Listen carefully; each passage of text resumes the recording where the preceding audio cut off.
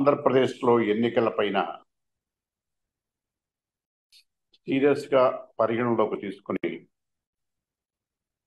తర్వాత చీఫ్ సెక్రటరీని డీజీపీని పిలిపించి కొన్ని ఆదేశాలు జారీ చేయడం జరిగింది. దానికి అనుగుణంగా చీఫ్ సెక్రటరీ గారు డీజీపీ గారు మొత్తానికి ఒక సిట్ ఏర్పాటు చేయడం జరిగింది. ఆంధ్రప్రదేశ్లో జరిగిన అల్లర్లు,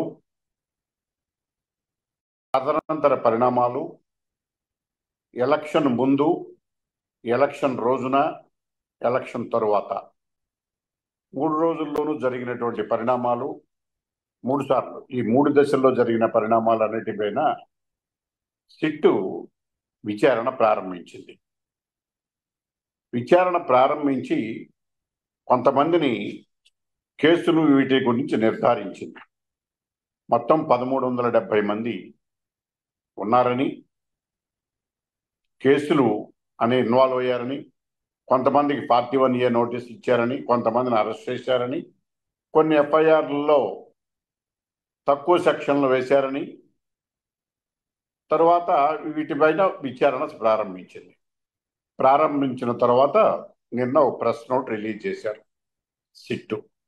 ఆ ప్రెస్ నోట్లో ప్రధానంగా ఉన్నటువంటి అంశాలు మారణాదాలతో హత్యకు దారి తీసేటటువంటి తీవ్రమైనటువంటి దాడులు జరిగాయని చెప్పి నిర్ధారణకు వచ్చినది. ఆ నిర్ధారణకు వచ్చిన తరువాత సిట్టు కొన్ని కంక్లూజన్స్ ఇచ్చి దానిపైన చర్యలు తీసుకోమని చెప్పడం జరిగింది. అయితే ఇన్వెస్టిగేషన్ ఇంకా తదనంతరం కూడా పరిశీలిస్తాము, రెగ్యులర్గా మానిటర్ చేస్తామని చెప్పి ఇక్కడ నేను చెప్పదలుచుకున్న విషయం ఏమిటంటే, చాలా స్పష్టంగా ఎన్నికల ముందు జరిగిన హింసాత్మక ఘటనలు, మాచర్లలో టీడీపీ కార్యకర్తను ఓసకోత కోసి నడి రోడ్డున పట్టపడుల గొంతు కోసి చంపేశారు. ఆ తర్వాత అనేక ఘటనలు జరిగినాయి. అలా రాష్ట్రం అంతటా దాదాపు ఒక 100 ఘటనలు ఈ ఎన్నికల సందర్భంగా ఈ ఎలక్షన్ నోటిఫికేషన్ పోల్ డేకి ముందు జరిగినాయి. వీటిపైన పోలీసులు, ఇదంతా జరిగినటువంటి వైసీపీ కార్యకర్తలు, వారిపైన ఎటువంటి చర్యలు తీసుకోకుండా, కేసులు నమోదు చేయకుండా, ఒకవేళ తప్పనిసరి కేసు నమోదు చేయాల్సి వస్తే 323 నోట్ 324 పెట్టి వదిలేసి అరెస్టులు చేయకుండా చాలా దుర్మార్గంగా వ్యవహరించారు. దానికి కారణం అప్పుడు ఉన్నటువంటి డీజీపీ రాజేందర్ రెడ్డి గారు, సిఎస్ జవహర్ రెడ్డి గారు, ఇంటెలిజెన్సీ ఆంజనేయులు గారు, ఇలా చెప్పుకుంటూ పోతే వైఎస్ఆర్సీపీకి అనుకూలమైనటువంటి పోలీసు అధికారులు ఎవరైతే ఎన్నికల విధుల్లో ఎలక్షన్ కమిషన్ చేత మార్చబడ్డారో వాళ్ళందరూ కూడా వీటిలో ఇన్వాల్వ్ అయి ఉన్నారు అనేది ఎలక్షన్ కమిషన్ గుర్తించింది. ఎలక్షన్ కమిషన్ గుర్తించి వీళ్ళందరినీ మార్చింది. ఇక్కడ నేను చెప్పదలుచుకున్న విషయం ఏంటంటే, ఎన్నికల కమిషను మార్పు కనుక జరగకపోయినట్లయితే ఈ మాత్రమైన ఎన్నికలు జరిగాయా లేదనేటటువంటి ఒక హింసాయుతమైనటువంటి భయానక వాతావరణం ఆంధ్రప్రదేశ్లో ఎన్నికల ముందు ఏర్పడినటువంటి వాతావరణం. ఇది మేము చెప్పినటువంటిది కాదు, ఎన్నికల కమిషనే గుర్తించింది. అయితే ఇక్కడ గమనించవలసిన అంశం ఏమిటంటే, ఎన్నికల ముందు ఒక ప్రాంతంలో జరిగిన వాతావరణమా, ఈ రకమైనటువంటి పరిస్థితులు ఏర్పడటానికి రాజకీయపరమైన కోణం ఏమైనా ఉన్నదా, కుట్ర కోణం ఏమైనా ఉన్నదా అనేటువంటి అంశాలని పరిశీలించవలసినటువంటి సమయం ఇది. ఎందుకంటే ఇదేదో ఒక 2 గ్రూపుల మధ్య జరిగినటువంటి కొట్లాట్ల కాదు, ఎన్నికల్లో 2 అభ్యర్థుల మధ్య జరిగినటువంటి కొట్లాటలు మాత్రమే కాదు. ఇది కేవలం ఎన్నికల నేరంగానే పరిగణించి చూడటానికి వీల్లేదు. కారణం ఏమిటంటే,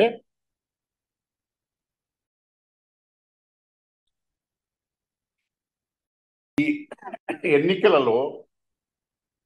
ఎన్నికల ముందు నుంచి మేము ఆరోపించిన విధంగా, ఎలక్షన్ కమిషన్ వారు తదుపరి గుర్తించిన విధంగా ఎన్నికలలో ప్రశాంతంగా జరగటానికి వీలు లేకుండా అనేక మంది పోలీస్ అధికారులు, కొంతమంది పోలీసులు వైఎస్ఆర్సీపీ పార్టీతో లాలూచీ పడి ఉన్నారు.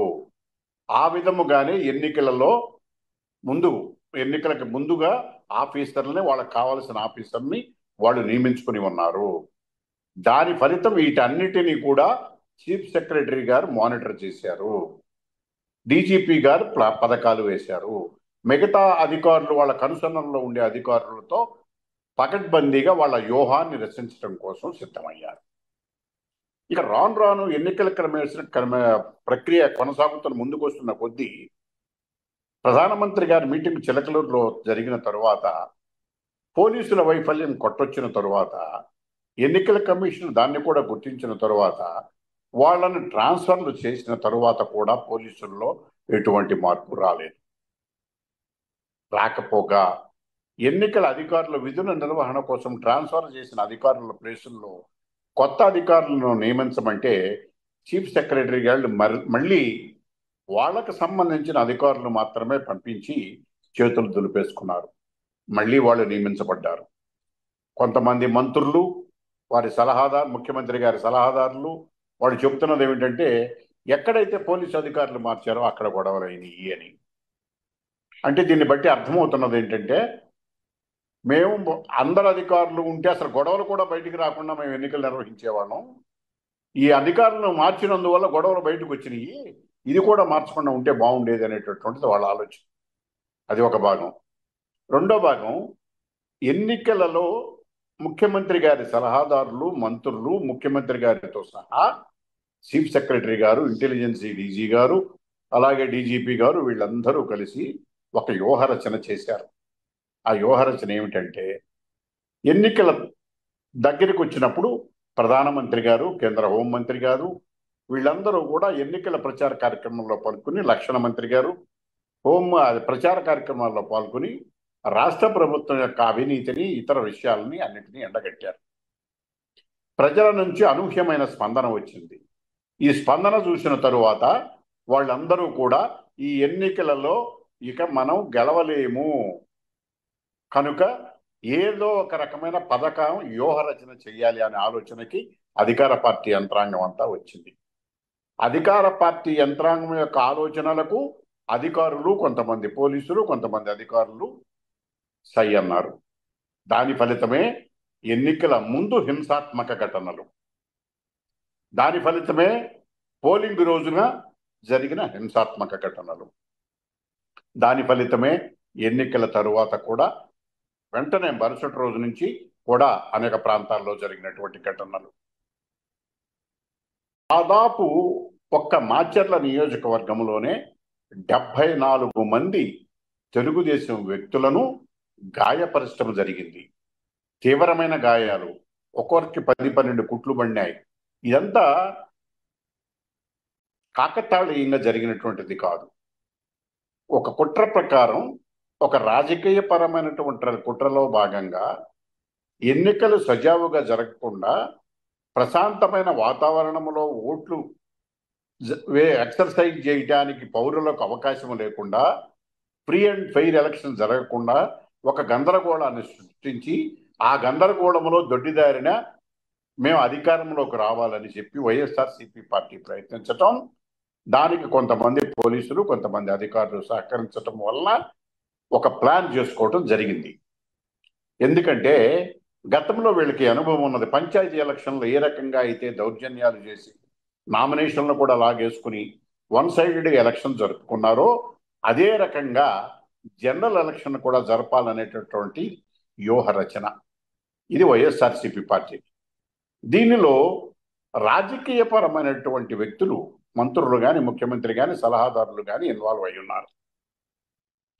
దాన్ని ఆచరణలో పెట్టడానికి వాళ్ళకి అనుంగమైన శిష్యులైనటువంటి, వాళ్ళకి తో మెదులుతున్నటువంటి చీఫ్ సెక్రటరీ కానీ, డీజీపీ కానీ, ఇతర కొంతమంది అధికారులు కానీ వీళ్ళందరూ కూడా ఉన్నారు.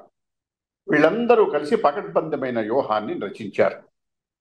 ఆ దాని ఫలితమే గొడవలు జరిగినాయి. ఇది కొంతవరకు ఎన్నికల కమిషను కొంతమంది అధికారులను ట్రాన్స్ఫర్ చేయటం ద్వారా అది ఆ వ్యూహాన్ని పూర్తిగా అమలు జరపలేకపోయారు. అది గనక అమలు జరిగి ఉంటే ఈ ఎన్నికలు ప్రశాంతంగా జరిగి ఉండేవి కాదు. ఈ మేరకైనా జరగనిచ్చేవారు కాదు. ఇక ఎప్పుడైతే ఎన్నికలు ప్రశాంతంగా ఎన్నికలు జరుగుతూ ప్రజలు వాళ్ళ ఓటు హక్కు వినియోగించుకుంటున్నారో దాన్ని పసిగట్టినటువంటి వైఎస్ఆర్సీపీ నాయకులు కొంతమంది అధికారుల సహకారంతో ఎన్నికల జరుగుతున్న వాతావరణాన్ని కూడా జిన్నాభిన్నం చేసి ఒక ఫ్రస్ట్రేషన్లో దాడులు చేయటానికి పూనుకున్నారు. దాడులు చేయటానికి పూనుకున్నప్పుడు ఎన్నికల రోజున అంటే పోలింగ్ రోజున కూడా ప్రయత్నాలు జరిగినాయి, దాడులు జరిగినాయి. పూనుకున్నప్పుడు పోలీసు అధికారులకు కొంతమంది స్థానికంగా ఆయా నియోజకవర్గాల్లో సమాచారం ఇవ్వడం జరిగింది. సమాచారం ఇచ్చినా కూడా స్పందించలేదు. ఎన్నికల తర్వాత మాచర్ల నియోజకవర్గంలో ఒక బిల్డింగ్లో దాదాపు 150 మంది మారణాయుధాలతో సమావేశమయ్యి వాళ్ళు విధ్వంసక రచన చేశారు అనే విషయాన్ని ఎస్పీ దగ్గర నుంచి డిఐజీ నుంచి పైన అందరికీ కూడా తెలియజేయడం జరిగింది. దాన్ని నివారించే చర్య తీసుకోలేదు. మాచర్ల నియోజకవర్గంలో మారణాయుధాలతో అనేక పల్లెల్లోనూ మాచర్లలోనూ పెరేడ్ చేశారు. అయినా కూడా పోలీసులు దాన్ని గమనంలోకి తీసుకోలేదు. ఈ రోజు కూడా ఆ పెరేడ్లు చేసినటువంటి వీడియోలు సోషల్ మీడియాలో చూస్తూనే ఉన్నాం, మనం టీవీల్లో చూస్తున్నాం, అందరూ గమనిస్తున్నారు, అందరూ చూస్తున్నారు. కానీ పోలీసులు మాత్రం నిర్లిప్తంగా వ్యవహరిస్తున్నారు. వారి పట్ల మెతక వైఖరి అనుసరిస్తున్నారు. ఆ అనుసరించిన ఫలితం కారణంగానే తదనంతరం రోజున దాడులు జరిగినాయి. తిరుపతికి వచ్చేదలికి మా పార్టీ అభ్యర్థి పైన పులివర్తి నాని గారి పైన దాడులు చేశారు, విపరీతంగా దాడులు చేశారు. స్ట్రాంగ్ రూమ్ దగ్గర ఎక్కడైతే ఈ మిషన్లు ఈవీఎస్ మిషన్లు ఎన్ని భద్రపరిచి చేశారో ఆ సెంటర్లకు దగ్గరలో వీళ్ళందరూ కూడా కొంతమంది వైఎస్ఆర్సీపీ వాళ్ళు, కొంతమంది పోలీసులు అనుమానాస్పదలో సంచరిస్తే వాటిని భద్రత కోసం వెరిఫై చేయడానికి వెళ్ళిన మా అభ్యర్థి పైన దాడి చేసి గాయపరిచి అనేక రకాలుగా కొంతమందిని గాయపరిచి వాళ్ళందరినీ కూడా అందులో అటాక్ చేసి మారణాయుధాలతో చేశారు. ఇది ఒక తిరుపతిలో జరిగింది, మాచర్ల నియోజకవర్గంలో జరిగింది, సత్తెనపల్లిలో జరిగింది, తర్వాత దర్శిలో జరిగింది, తర్వాత విశాఖపట్నంలో జరిగింది. ఇలా రాష్ట్రంలో అనేక ప్రాంతాల్లో, మారుమూల ప్రాంతాల్లో కూడా ఈ వ్యూహ రచనలో భాగంగా అనేక హింసాత్మక ఘటనలు జరిగినాయి. కనుక ఇక్కడ నేను సిట్ వారికి, ముఖ్యంగా ఎలక్షన్ కమిషన్ వారికి మీ ద్వారా నేను విజ్ఞప్తి చేయదలుచుకున్నది ఏమిటంటే, సిట్ యొక్క అంశాలు వాటి యొక్క పరిధిని పెంచండి. వాటి యొక్క పరిధి ఏమిటంటే, దీనిలో కేసులు కేవలం దాడులు, కుట్రలు, దాడులు, గాయాలు మాత్రమే కాదు. దాడులు చేసినప్పుడు అక్కడ జరిగినటువంటి పరిస్థితులను అన్నిటిని చాలా చోట్ల ఎవిడెన్స్లు సేకరించి, ఎందుకంటే డిజిటల్ ఎవిడెన్స్లు కూడా అవైలబుల్గా ఉన్నాయి ఈ రోజున, వాటి అన్నిటినీ కూడా సేకరించి ప్రత్యక్షంగా దాడుల్లో పాల్గొన్న వారెవరు, ఎవరి మీద దాడులు చేశారు. ఎందుకంటే దాడులు చేసిన వారు దాడుల నుంచి రక్షించబడడానికి కాపాడుకోవడానికి చర్యలు తీసుకున్న వాళ్ళందరినీ కూడా ఒకే ఘటన కట్టి వాళ్ళ మీద కూడా కేసులు నమోదు చేసి 2 వర్గాల మధ్య ఘర్షణగా చిత్రీకరించేటటువంటి ప్రయత్నం జరుగుతున్నది. కారణం, దాడులు చేస్తున్నప్పుడు రక్షించుకోవటానికి కొన్ని చర్యలు చేపట్టవలసిన పని ఉంది. ఆత్మరక్షణ కోసం చేసుకోవలసినటువంటి అవసరం ఉన్నది చట్ట ప్రకారం కూడా.